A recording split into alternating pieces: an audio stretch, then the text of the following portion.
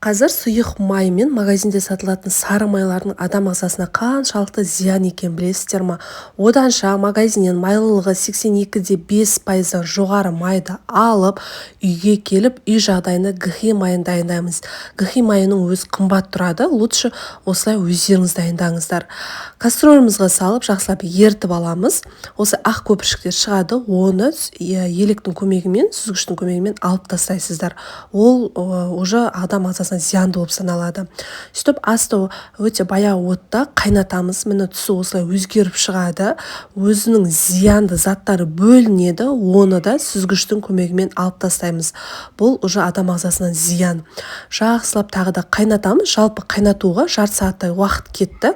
Тағы да електің көмегімен өткізіп аламыз да, бетін жауып салқын жерге қалдырамыз. Мінекей біздің гхи майымыз дайын болды. Сары май ретінде нанға жағып жесеңіз, немесе бір ас қасығын сұйық майдың орнына тамақ жасауға да болады.